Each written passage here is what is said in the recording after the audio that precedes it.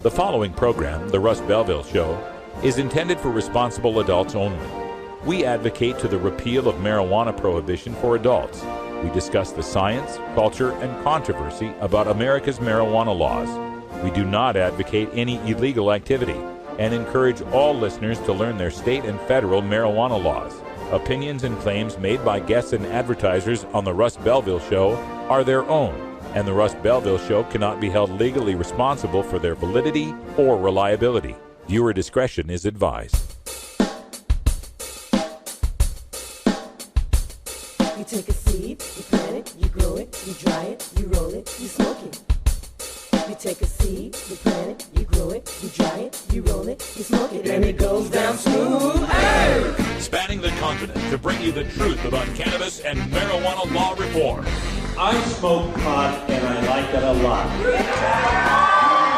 From the promise of legalization. And I think that we think it can criminalize our marijuana laws. To the agony of prohibition. One major responsibility is to encourage people to use less drugs. The Russ Belville Show, the voice of the marijuana nation. Yeah, I hear you had a question for me. Now, here's your host, Radical Russ Belville.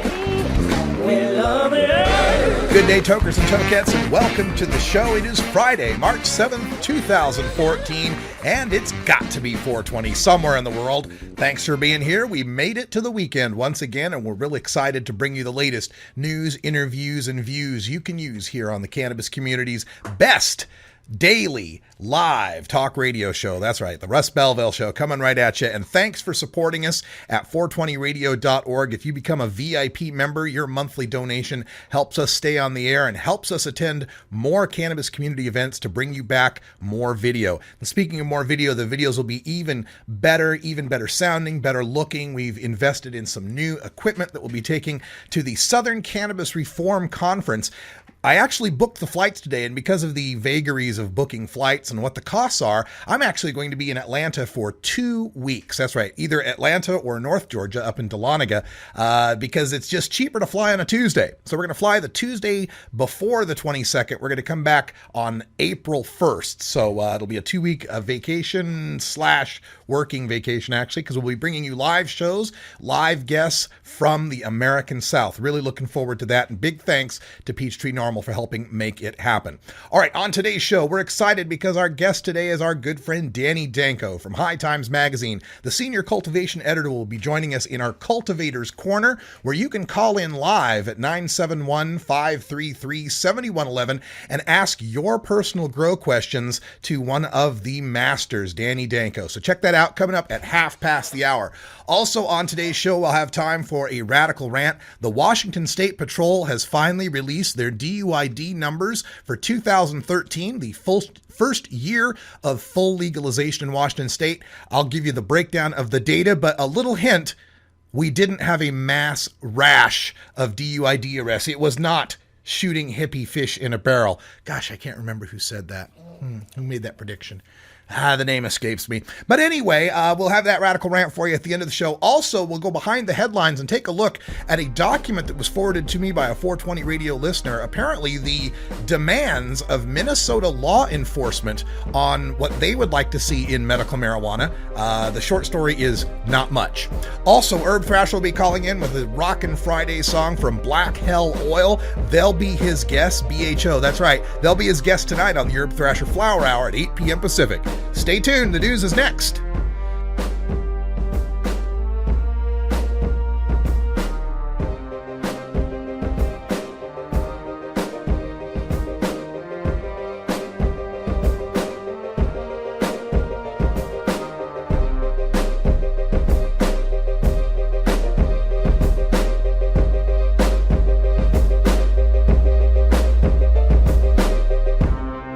You're tuned into the Russ Belville Show, the voice of the marijuana nation.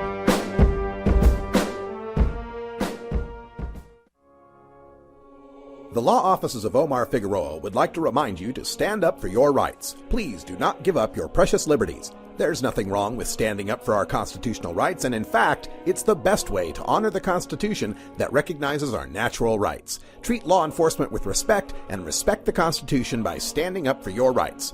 If you are detained or arrested, stand up for your rights by repeating, "I respectfully invoke all of my legal and constitutional rights. I do not consent to any search and seizure. I want to remain silent, and I want to speak with my attorney, Omar Figueroa." Omar Figueroa has more than a decade of experience in federal and California courts and graduated from Yale University, Stanford Law School, and Trial Lawyers College. Please contact the law offices of Omar Figueroa at 415-489-0420 or 707-829-0215 or on the web at omarfigueroa.com.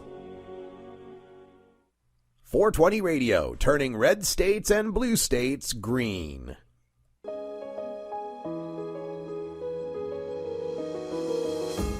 Cannabis Outreach Collective is an alternative health and wellness option located in Gladstone, Oregon, that serves patients in the Portland area and beyond. We are a full-service alternative health and wellness collective accommodating patients with natural, organic, holistic, and homeopathic remedies, nutritional guidance, advice, education, and medical cannabis, fully in accordance with Oregon OMMP law. You can find out more about Cannabis Outreach Collective on Facebook at COC503 or by emailing cannabisoutreachcollective503@gmail.com or by telephone at 503-853-1319. Check out our menu on Weed Maps and visit Cannabis Outreach Collective today.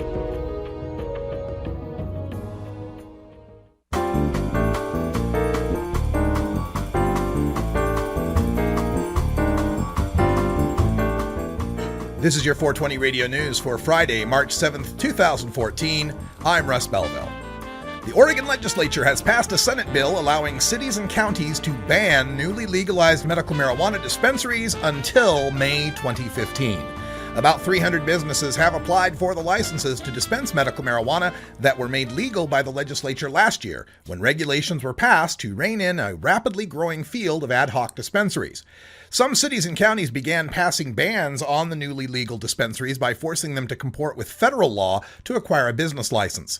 Businesses plan to sue to overturn the bans, and the counsel for the legislature suggested that only the state, not localities, had the right to regulate dispensaries. The just-passed bill addressed that issue, with the Senate rejecting bans in favor of regulations on time, place, and manner of operations, and the House favoring outright bans. The compromise legislation to allow a moratorium until May 2015 passed the Senate 28-2. The New Hampshire House has passed a bill that would allow medical marijuana patients to cultivate their own plants. The bill easily passed the House 227-73 and would allow any patient who lives more than 30 miles from a dispensary to cultivate one flowering plant, one vegetating plant, and 6 seedlings in less than a 48 square foot canopy.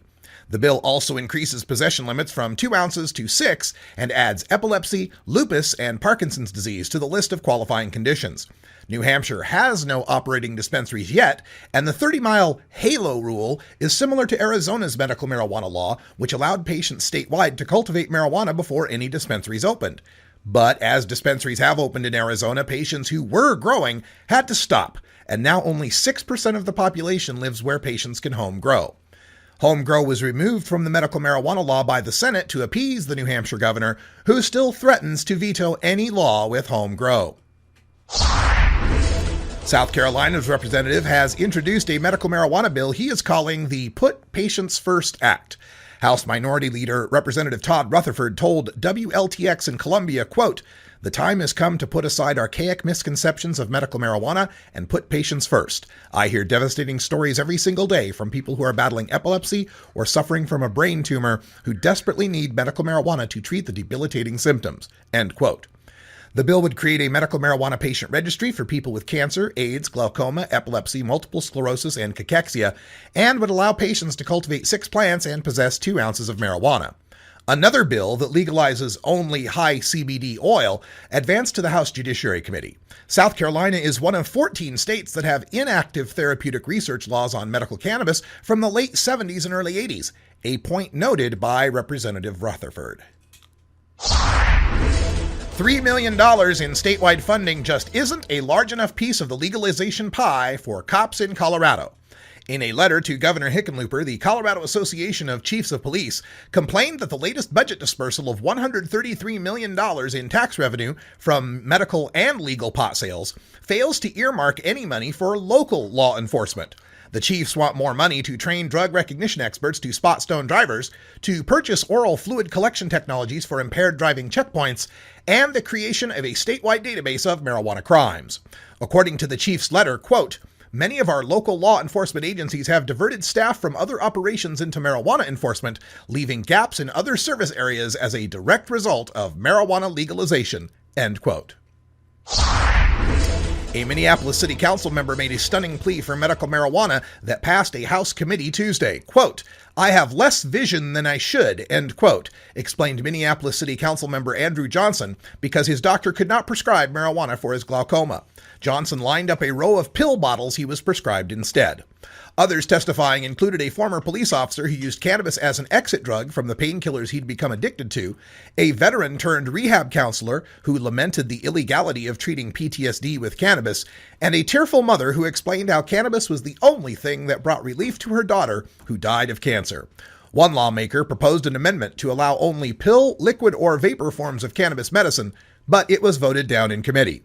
State law enforcement endorses such an amendment, and 420 Radio News has acquired a list of demands from police about medical marijuana, which we will reveal in our next segment, Behind the Headlines.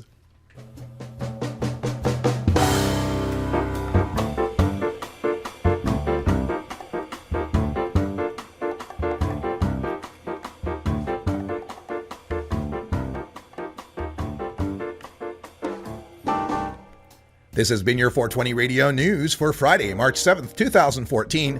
I'm Russ Belville. Transcripts of 420 Radio News are available at 420radio.org. Visit our website and download today. When we come back, we'll go behind the headlines and take a look at the demand letter from Minnesota law enforcement about medical marijuana. You're listening to The Russ Belville Show on 420radio.org. We'll be right back.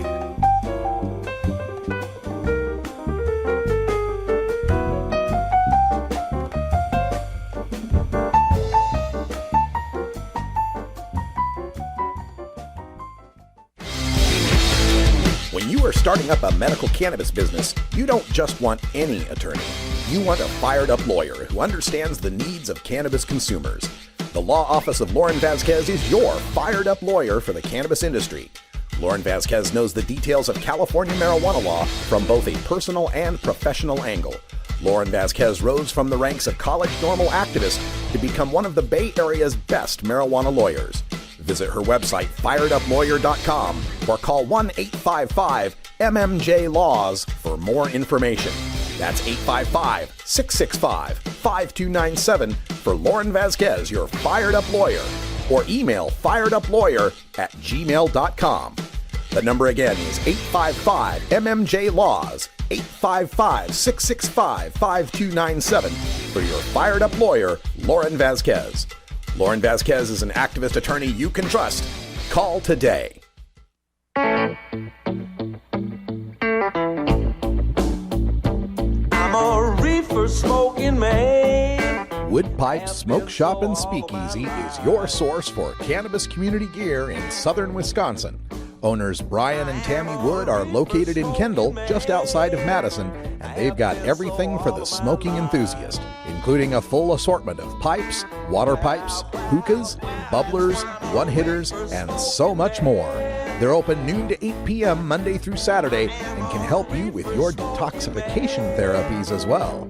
Call 608-466-7473 or email woodpipes@yahoo.com for more information. That's 608-466-7473 or email woodpipes@yahoo.com. And as always, go pack go. Smoking man. Welcome back, everyone. Time for us to go behind the headlines and take a look at Minnesota's law enforcement demands on medical marijuana. We got a hold of this document from a 420 radio listener, sent it out over Twitter, and I'll actually bring this up. You can see the document for yourself. It's basically a letter from the Minnesota Chiefs of Police Association. Minnesota Law Enforcement Coalition is what they're calling themselves here. And let's see. There you go. You can see the letter.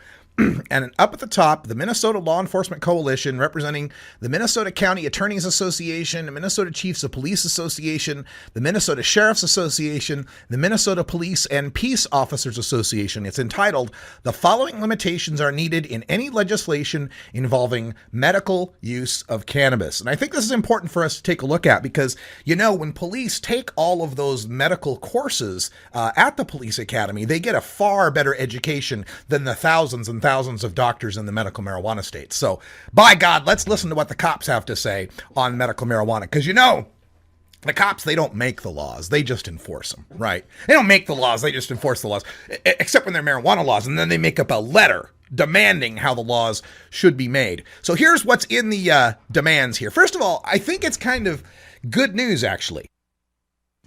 It's good news because the cops seem to be resigned to the fact that medical marijuana is inevitable, right? The fact that they're even brokering a letter of how medical marijuana should be enabled rather than if. I mean, that's progress. Let's at least take the good out of this, right?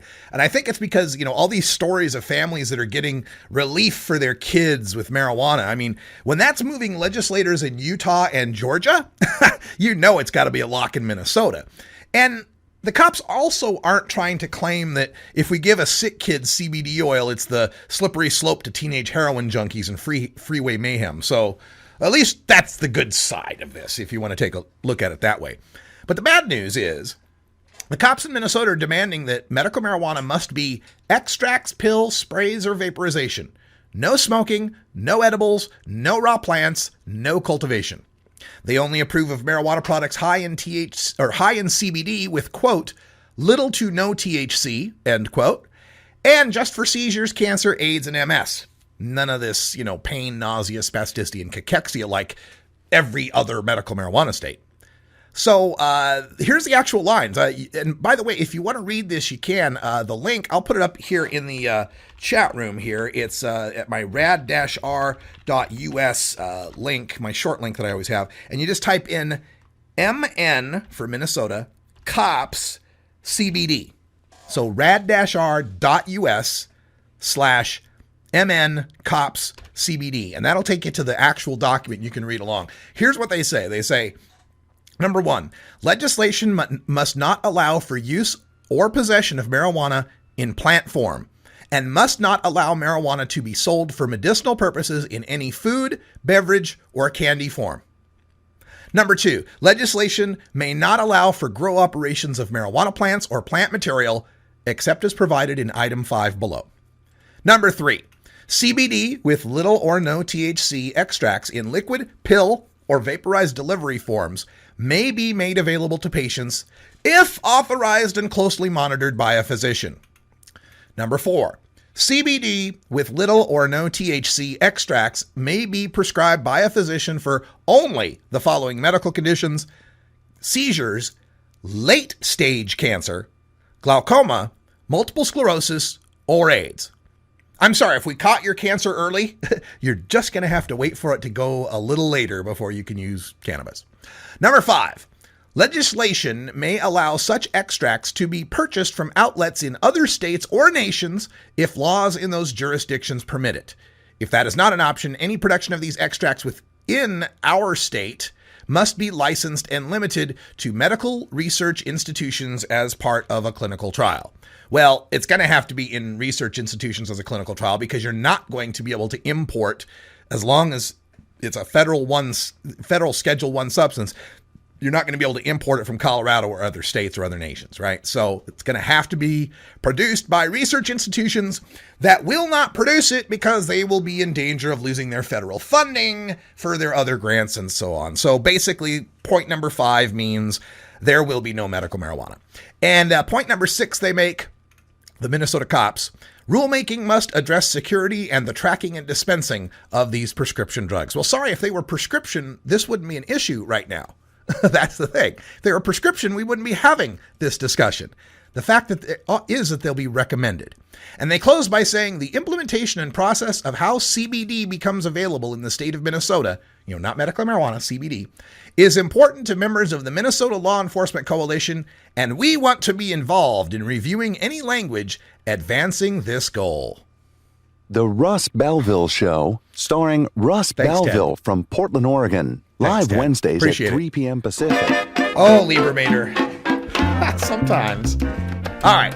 Well, it's 20 after. It's Friday, so what the hell, right? Hey, boy, right.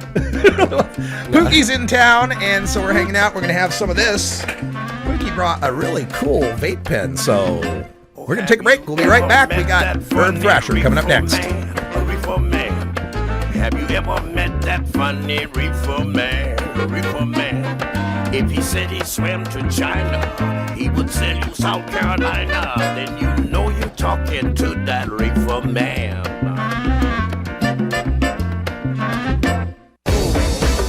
Let him bring in the beat.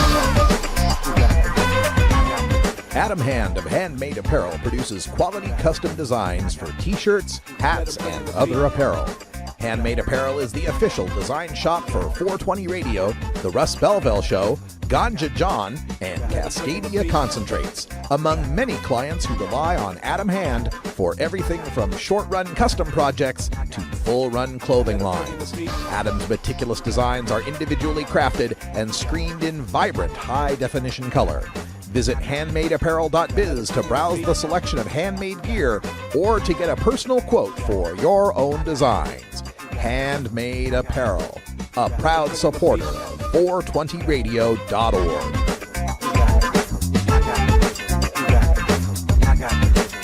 Let him bring in the beat.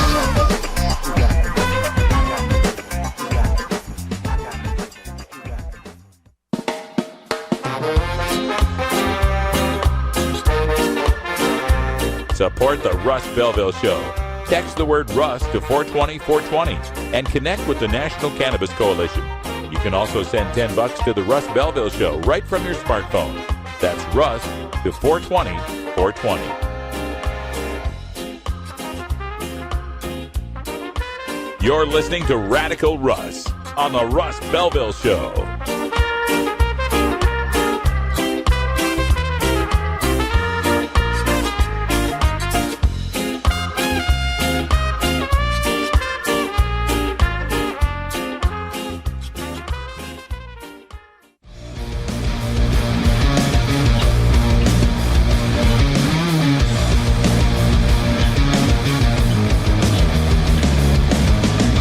Everyone knows music and marijuana go together, so let's wind up our 20 after break with the Russ Belville Show's Daily Toker Tunes, the best in pod-safe 420 music from around the web. Today is Rockin' Friday, featuring rock, metal, and the hard edge of alternative country. Now, sit back and enjoy your Daily Toker Tune. All right, everybody, we made it to the weekend, and that means it's time for a little bit of metal with Herb Thrasher. How you doing, Herb? Oh, man, we're doing great. Beautiful, sunny day here in Portland, Oregon today. Yeah, looking forward to it. And tonight we've got the Herb Thrasher Flower Hour happening, 8 p.m. to 10 p.m., 2 hours of metal and mayhem and marijuana with me and Herb Thrasher. What's on tonight, Herb? I know you got someone special, right? Yeah, we got some guests from Canada that's going to call in and Skype with us tonight. That is who we're also going to play today on the Rockin' Friday, but that is Black Hell Oil, and also known here in the USA as BHO. Uh-huh. And these dudes are rock stars, and they're going to call in tonight and tell us all about their 5-tune EP that they released in early January, and talk to us about some other things Canada. We'll get to find out. Dude, Russ, we'll ask him what was better? What was more satisfying? Olympic gold or Olympic gold in hockey or curling? I think I know how they'll answer, but yeah, we'll ask them that for sure. And Black Hell Oil, BHO. On Herb Thrasher Flower Hour, we play a lot of what you call stoner rock. Clutch and groups like that. Is this the beginning of dab rock? this could be the beginning of dab rock. We might have to term that, dude. That's a really good one. We'll definitely we'll ask him that tonight too. We'll find out all things about Black Hell Oil, and then we'll also I'll find some new tunes going out there.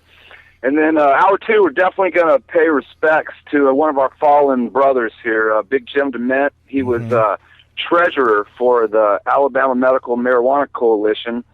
And if you guys been listening to Russ's show and my show and just keeping up with the headlines, Alabama and the South in general have been doing a lot of things the past year or so. A lot of headlines coming out of there. And Big Jim DeMint and the Alabama Medical Marijuana Coalition have been a big reason that has been happening. And unfortunately, we lost Big Jim the other night.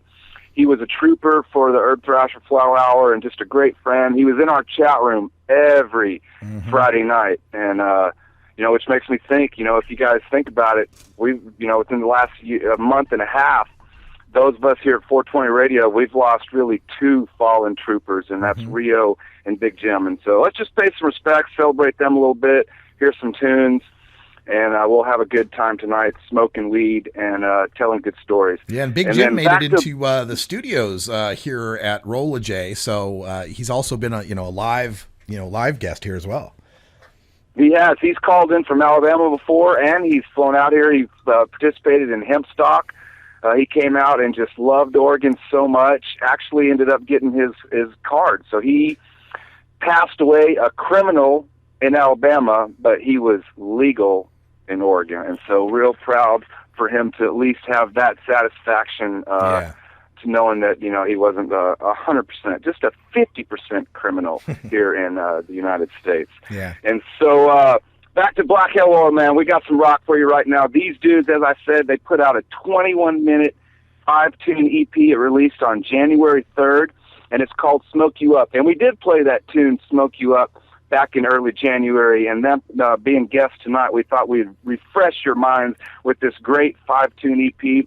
They just signed a deal with Heavy Ripples Distribution. And Ripple Music is a really great record label themselves with a lot of great bands that we play. Also, Cody Foster and the Army and just Mothership and just many bands. So Ripple Music doing great things, also working with these guys, Black Hell Oil. They're out of Canada and Saskatoon, Canada.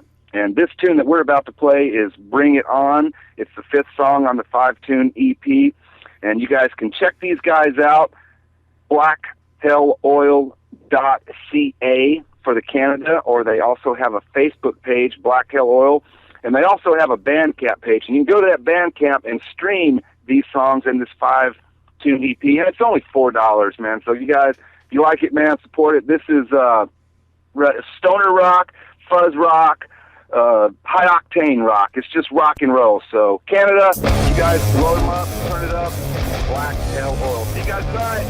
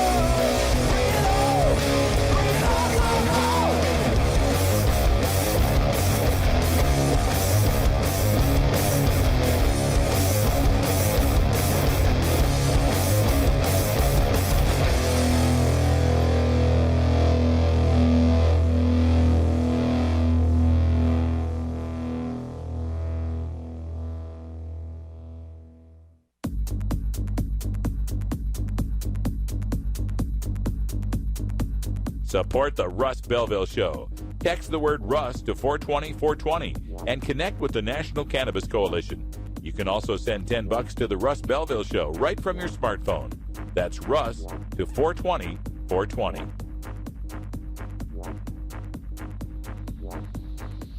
You're listening to Radical Russ on the Russ Belville Show.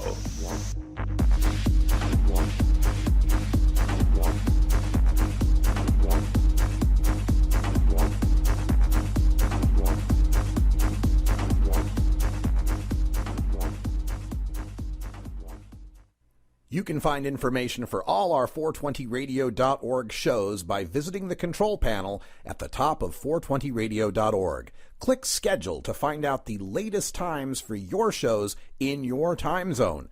Click Show Guide to learn more about each show. Thanks for supporting 420radio.org. Egyptians grew it, Indians grew it, so it's grow more weed. The cultivation of marijuana can be a therapeutic hobby, a source of medicine, and in some states a thriving business. Today, we hook you up with the masters of indoor, outdoor, hydroponic, and aeroponic cannabis cultivation. Ask your grow questions in our chat or call in live to 971-533-7111 as we enter our Cultivator's Corner. All right, welcome back, everybody. 34 after the hour, and joining us in the Cultivator's Corner, the High Times Senior Cultivation Editor, Danny Danko. How you doing, Danny? Oh, Russ, I'm great. Thanks for having me, and very excited. Hey, before we get into Cultivator's Corner, I saw a post from our buddy David Kowalski with Cannabis Network Radio and Cannabis Network Media. He's got a show here on 420 Radio as well, but you guys are going to be covering Spanibus, so we better talk about that. Yeah, we're going to be over there in Barcelona, Spain, basically not this weekend, but next weekend, the 15th and 16th, and the 14th as well. It's a big cannabis fair that they have in Barcelona, which is wonderful, and they draw like 20,000 people to this great location in the middle of Barcelona, beautiful city, wonderful city for stoners, great food, great wine, great architecture. And this fair is just amazing. Like, people come from all over Europe, basically, to show up there. All the big seed companies from Amsterdam and from all over Europe are there. So it's a lot of fun, and we're going to go over there and basically cover the event and talk to some people in the European breeding industry and find out what's going on. Yeah, and another show that we play here on 420 Radio, Jorge Cervantes TV. I'm sure Jorge will be there, our friend, and also Gordon Green, who runs our Gordon Green's Music Planet. He lives in Barcelona. He will be out there recording interviews for us for 420 Radio. So on the weekend, if you can catch it live, tune into Cannabis Network Radio and listen to Danny and David bringing you coverage. And then the rest of the next week, I'll have recorded interviews from Gordon. Sounds good to me. Nice. All right. Yeah, that's awesome. It is our Cultivator's Corner. We take our live cultivation questions at 971-533-7111. We've also got questions coming in from the chat room. And Howdy Y'all asks a question. He wants to know, I want to be a guerrilla grower. Besides not mentioning it in chat rooms, what tips do you have? He mentions in our chat room.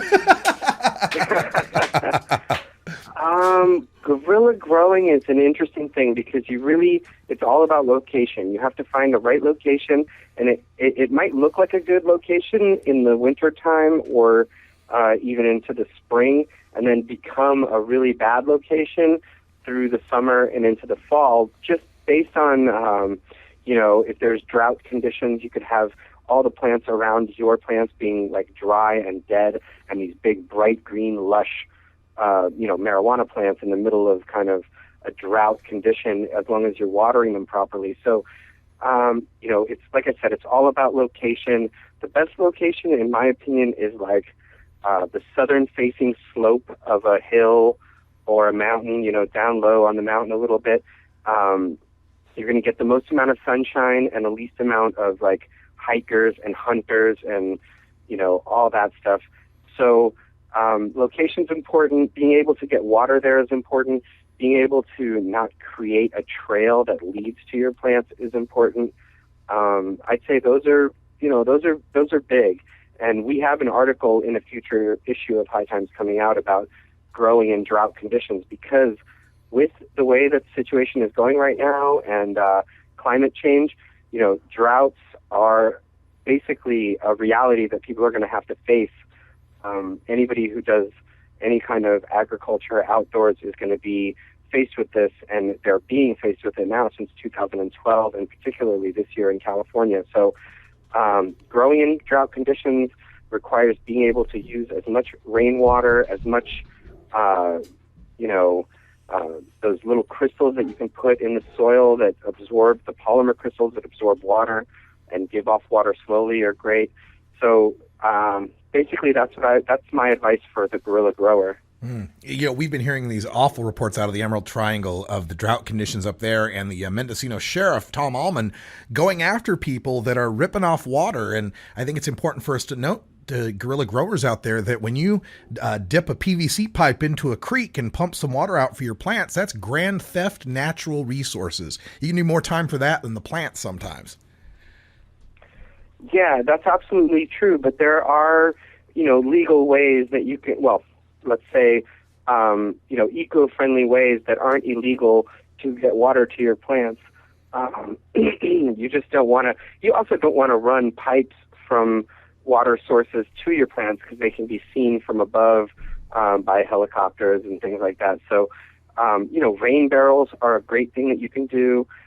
You can put a tarp out and collect rainwater on a tarp and get that rainwater into a barrel and save it for the time that you need it. There's a number of different ways, so people can Google that. But the truth is, there are legitimate ways that you can conserve water without trying to run it from a creek or a river. You mentioned the climate change that's happening in this world, and part of what's contributing to that, of course, is the burning of fossil fuels. Oftentimes, it's the burning of coal to produce electricity, and we hear so many reports of how much electricity is taken up by indoor growing. Do we have any guidelines or any estimates on how much of an impact this is having on the problem of climate change, and how much it would change if we just legalized pot and people could grow it outside? Yeah, well, I know that in California there was a study done where they basically concluded that about 1% of their electricity in the state was taken up by indoor growing, and it might not sound like much, but that is really, tons and tons of kilowatts and hours of electricity that could have been saved. I know for a fact that in places in California, these little small towns, the PSE&G, electrical office has to have, trucks that come and pick up the money every 2 or 3 days because people pay their bills in cash and things like that. So the truth is we are using way too much electricity, and it's based on prohibition. And, this is a plant that wants to be grown outdoors. And I've been preaching lately that I think basically the way things are going to go in the future is going to be the best of indoors and the best of outdoors, which is greenhouse growing, but smart greenhouse growing, where you have supplemental lighting for when you need it. You have all kinds of control over your environment, which is the best of what you get from indoor. And then you also have the best of outdoor, which is being able to use the sunshine and create a negative carbon footprint, because outdoor marijuana plants actually pull carbon from the air and create oxygen. So outdoor marijuana growing has a negative carbon footprint, and without prohibition of marijuana, we can do that. Absolutely. Now, as we start talking about outdoor growing, there's another issue that crops up. I couldn't resist. But there's another issue, and this came to a head out at the Oregon Cannabis Industry Association. We attended a medical marijuana business 101 seminar, and some of the farmers there had noted that Oregon is moving forward with, this commercial cultivation and possibly moving into legalization with lots of outdoor growing.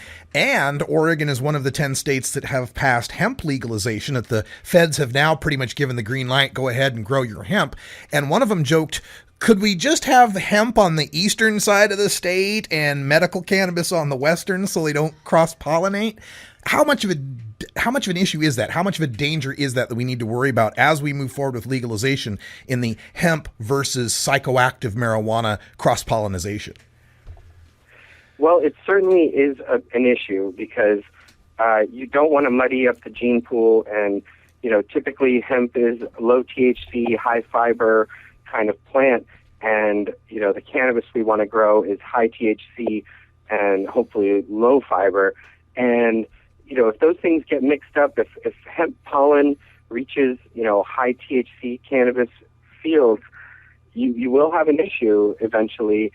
You'll have seeded pot that ends up with kind of muddy genetics.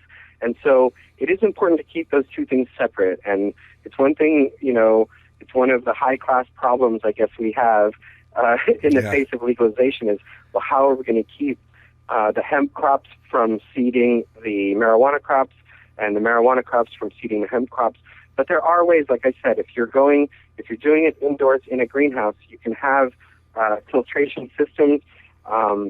I'd have to look into what type of micron-sized filtration you would have, but you would really want to have very, very strong filtration systems with very low pore counts that you would be sucking your air in from, and also the air that you would be removing from your grow room as well would be going through super filtration.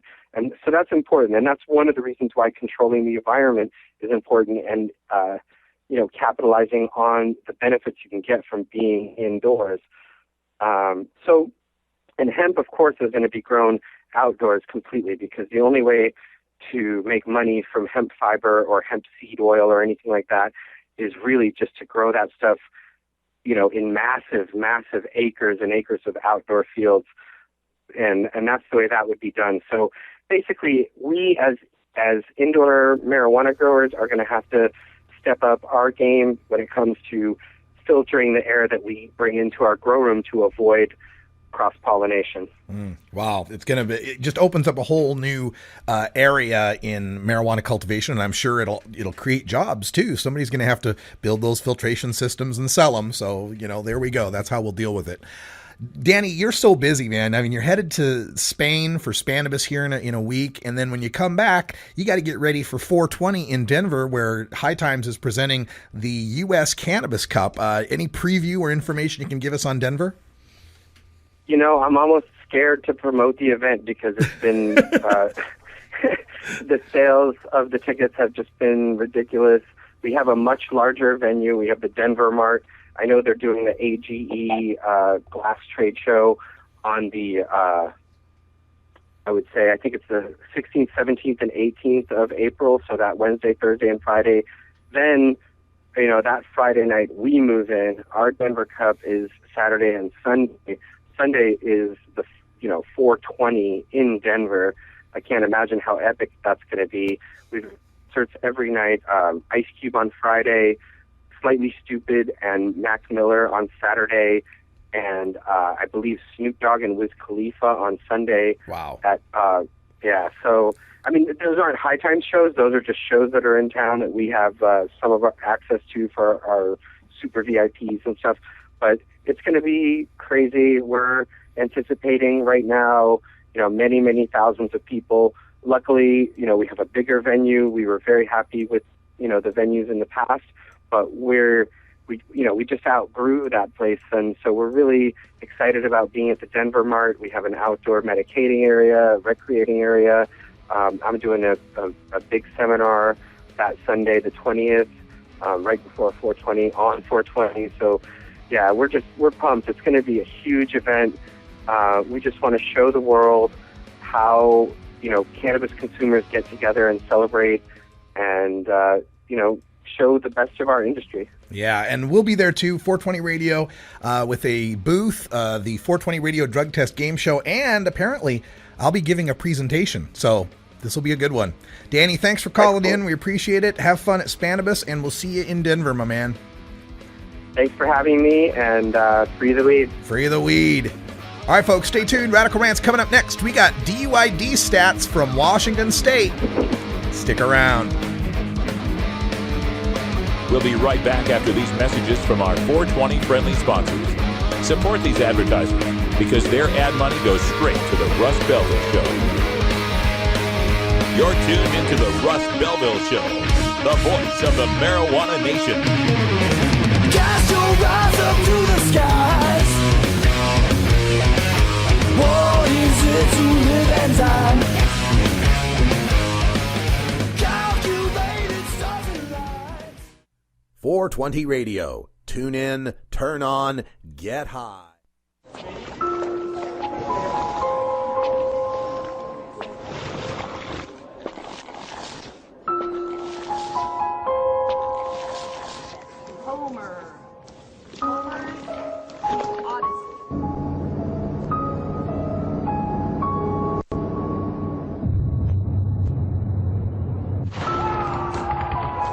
Somebody has to say something.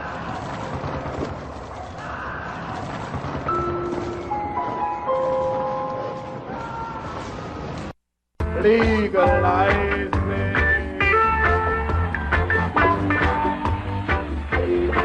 Don't criticize.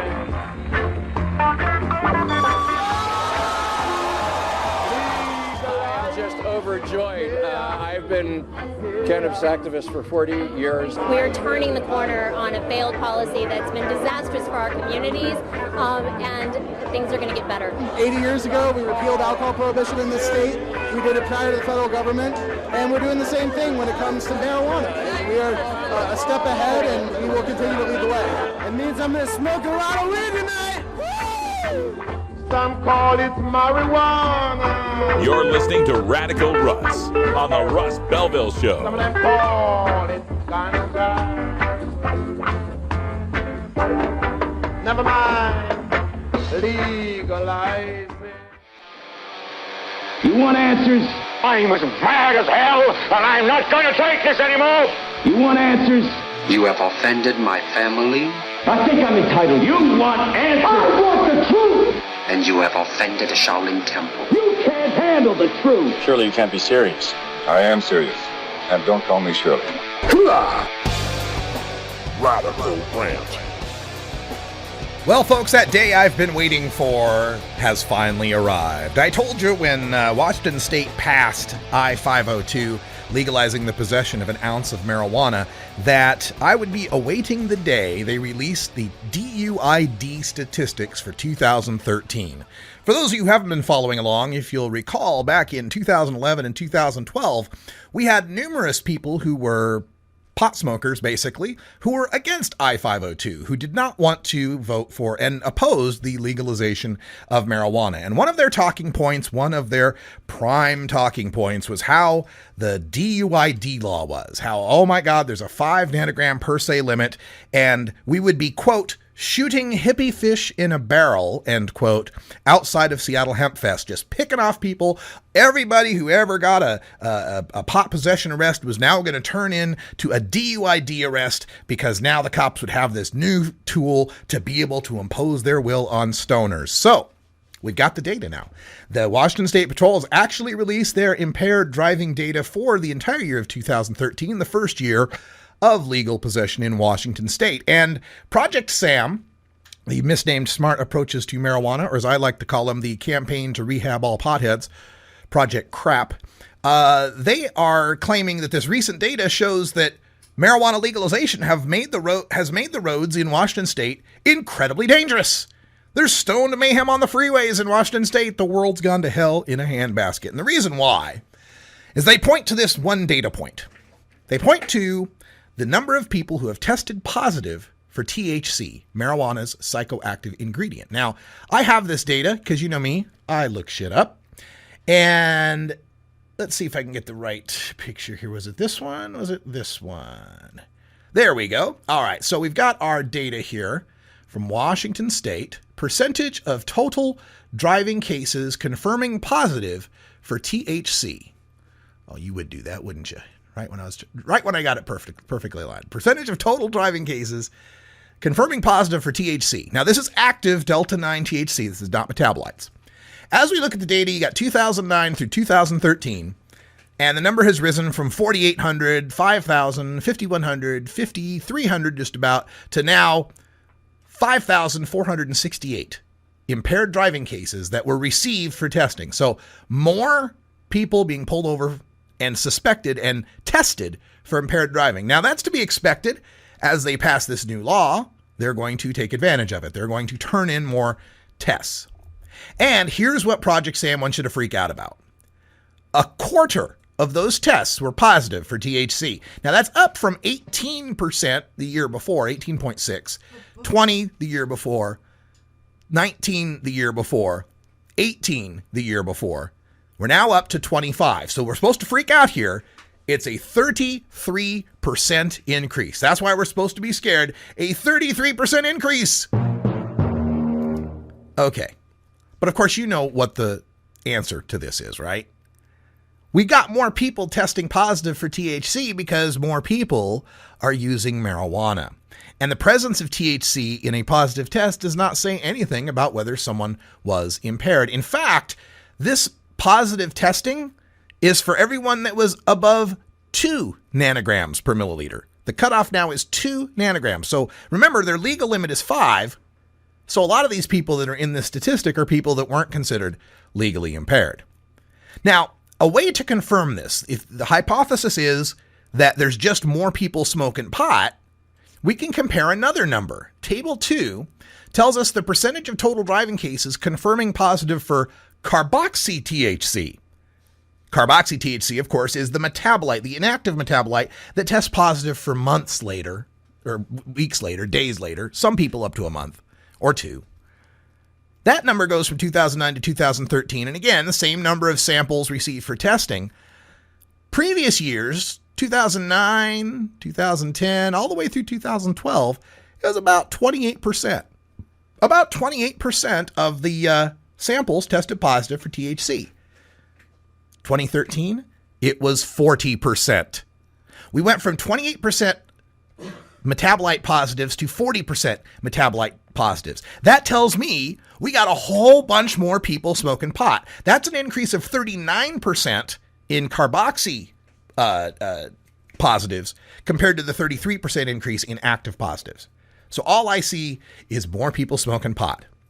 And part of what confirms that, and again, this is the graph that they've supplied, the red line being the impaired driving cases for carboxy, and the blue line impaired driving cases for Delta 9 for active. But here are some numbers that I think are even more telling. Number of THC positive driving cases that were above 5 nanograms per milliliter. Remember, 5 is our limit, right? Okay. In 2011, half, 49%, were above the legal limit. In 2012, 62% were above the legal limit.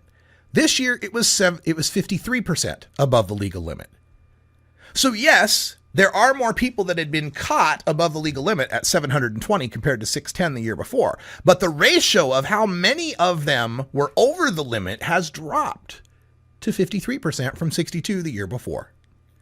So cops are giving out more tests, but fewer of the people comparatively are over the limit than they were before.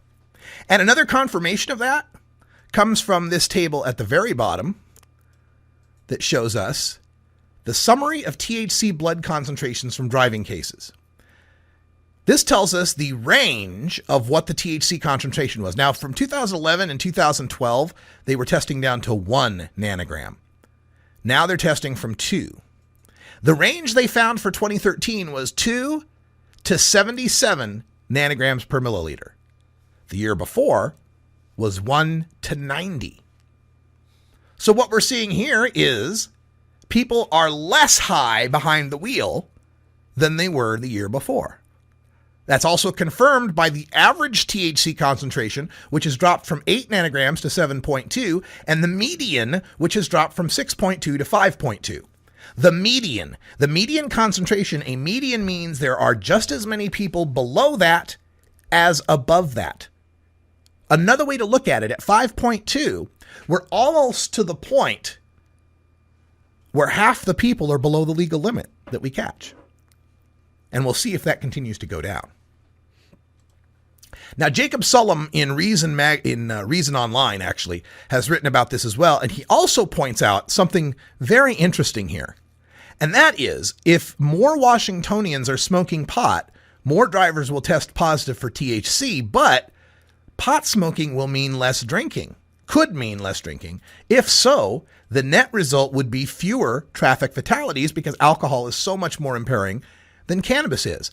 And to back these numbers up, we have another interesting data chart that shows us the DUI arrests in the state of Washington and the report data.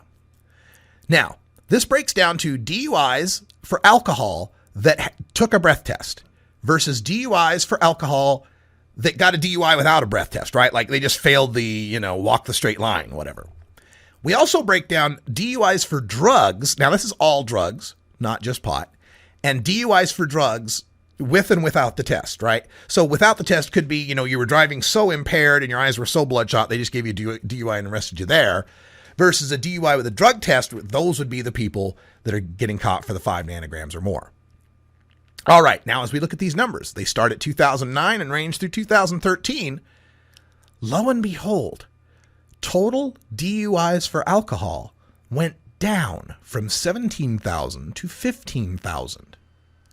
And the total DUIs for drugs of any kind went down from 1,600 to 1,300. And if we take a look at all of the statistics as far as fatalities, accidents, and so forth, whether it's per 100 million miles driven or per capita, Washington State continues to see a decline in such accidents, injuries, and deaths, and sees a decline at a rate greater than and numbers currently lower than the U.S. national average. But because of that, that leads Patrick Kennedy to say, this is a wake-up call for officials and the public about the dangerousness of this drug, especially when driving. Oh, my goodness. The reefer madness from Mr. Kennedy. That's all the time we got for Hour 1. Stay tuned for Hour 2. We got Representative Cohen tearing apart the DEA again. For Brian the Red, I'm Radical Russ. Until next time. This is the Russ Belville Show. Take care of each other, tokers. The Russ Belville Show is blogging and podcasting daily at radicalruss.com. You take a seed, you plant it, you grow it, you dry it, you roll it, you smoke it. You take a seed, you plant it, you grow it.